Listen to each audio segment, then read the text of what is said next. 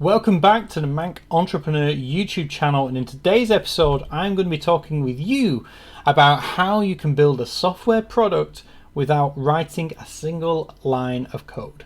That's right, you can literally make your own software product and not write the code needed to do it. Now, this is very relevant to me right now because myself and Matt are currently in the process of working on a number of software products. One is very close to being ready for beta, and I have not written a single line of code. Now, this is the truth behind this is that Matt has written code. Now, that is sort of giving away where we're going with this one.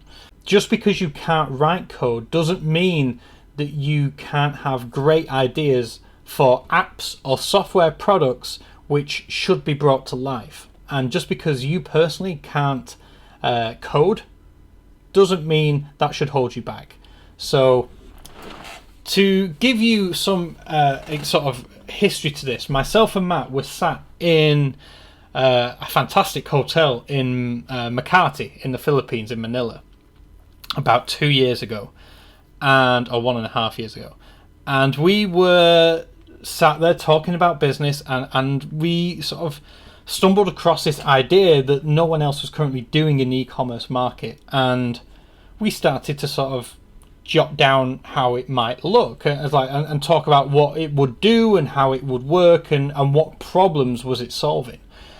And we discovered very quickly, after half an hour, we sort of sketched out this full product, this software product, which in our opinion would revolutionize the sort of e-commerce industry and certainly answer a big pain point for a lot of people. And then we sort of took it back, like, what is the minimum viable product? What's the least we need to do in order to get this live? The point is that all that I did was something very similar. This isn't the original, but something very similar to this. I basically drew out what everything would look like, what it would do if I clicked this, and then I'd have another piece of paper. It would bring up this pop-up window and it would have this information, and then I wanted it to do this and how it would look and all the rest of it. And literally, that is my input. I can think about how it should work, and I can draw it down. And my drawing is terrible, like absolutely horrendous. It's literally squares with little arrows telling people what it means and what it should do. That is all you need. You don't need to write code. You can find someone to do that for you.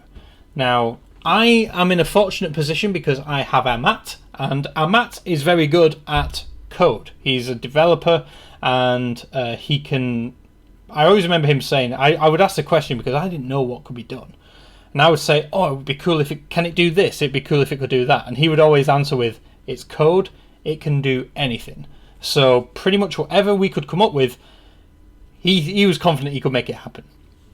So that is the message right now, is that don't, because you can't write code, and that is the thing, is that I always said to Matt like 3 or 4 years ago, I was like, do you want me to learn code so I can help out with some of the technical side of what we do?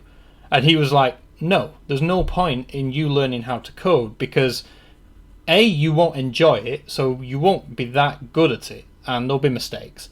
And also, you are better doing what you're good at whilst I do what I'm good at. And he was absolutely right. Matt is fantastic with code. He likes writing code. I can write very basic HTML and CSS, and only if I absolutely must. I don't enjoy it. I wouldn't enjoy writing a whole software product, for example, because that would be thousands of lines of code. Instead, I'm better at the sort of business development, marketing side of things, and that's what I bring to the table. So if you're more like me and you can't write code, don't let that hold you back from having those ideas where you can see an opportunity or a hole in the market. Don't let that hold you back. Instead, what you do is you get someone else to write the code for you. Now, I know that developers can be expensive, and if you don't have the funds to begin with, that can be a pain point, which then leads you to...